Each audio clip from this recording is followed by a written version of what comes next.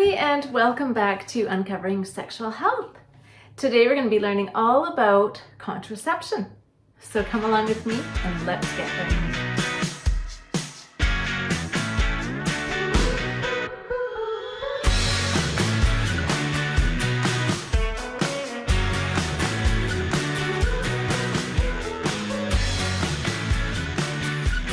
There are many options for birth control, and I'm just going to review 6 of the methods that are most used.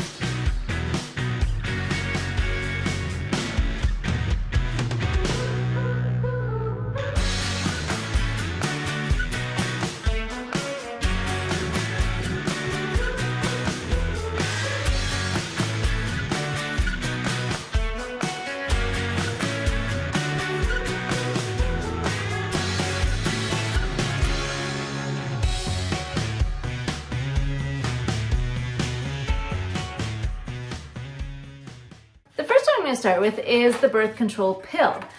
A lot of people are familiar with the birth control pill. They come in little packages, and they're little tablets that you would take 1 pill every day at the same time.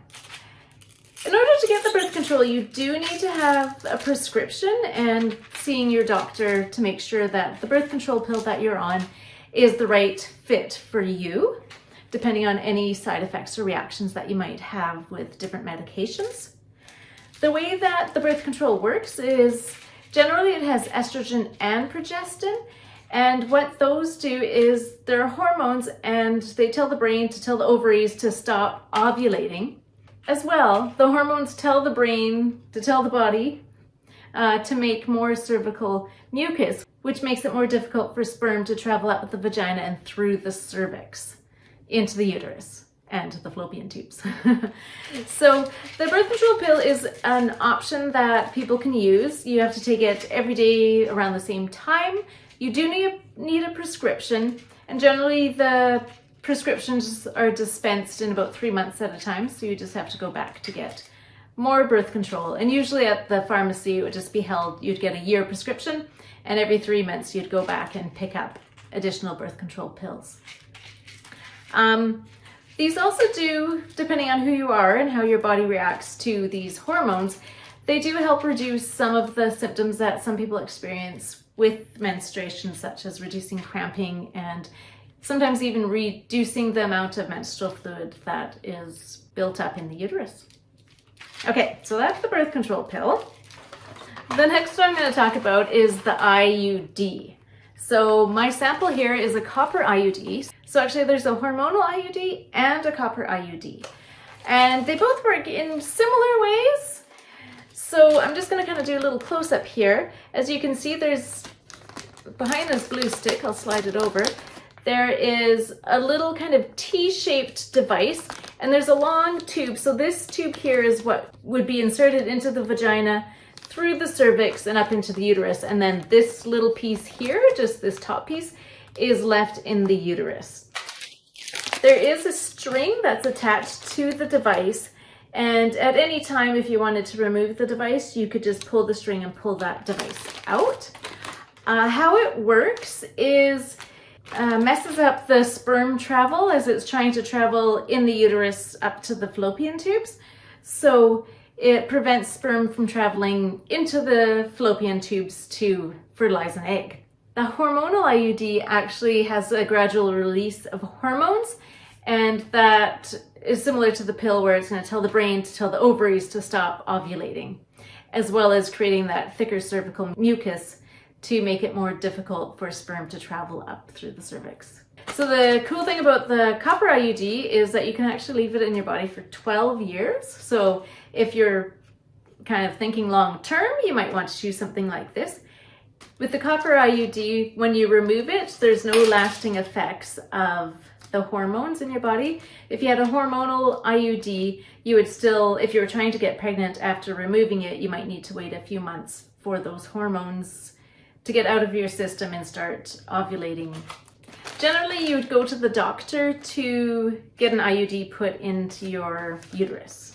So another form of birth control that, of course, I don't have a sample of is Depo-Provera, and that is the injection. So you get a shot And it lasts 3 months, so it suppresses ovulation for about 3 months. And you just have to go back to your doctor every 3 months to get the shot. And this might be an option for somebody who might have trouble remembering to take the birth control pill, or maybe has some different side effects from trying an IUD. Another form of birth control that's available is the ring. And the ring is a ring that is inserted through the vagina, and it actually sits up on around the cervix, and it is a slow release hormone birth control.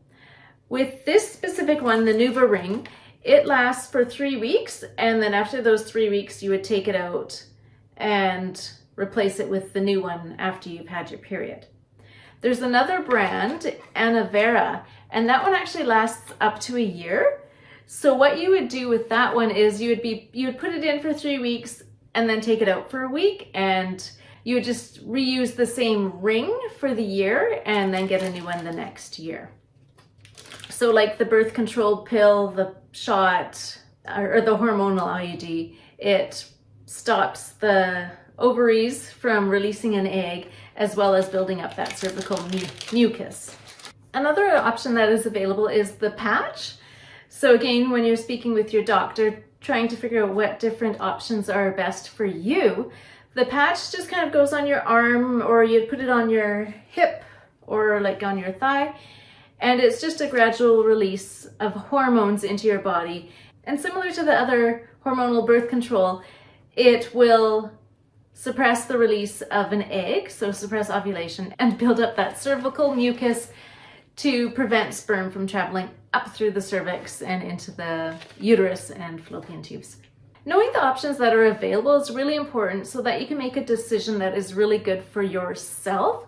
There are different side effects from the hormones in the different birth control options, and that's something that's really important to connect with your doctor about.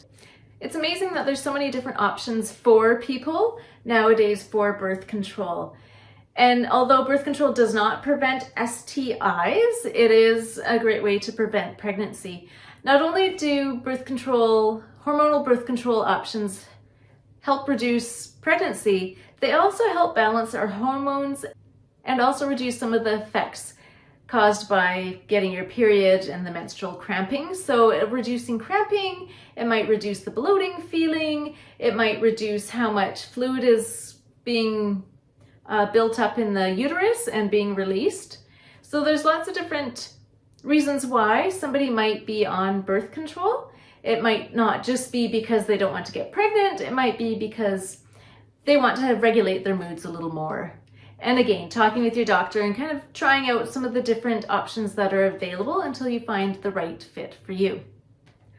There's 2 more options that I wanted to talk about, and one is Plan B, and the other one, Vaginal Contraceptive Film.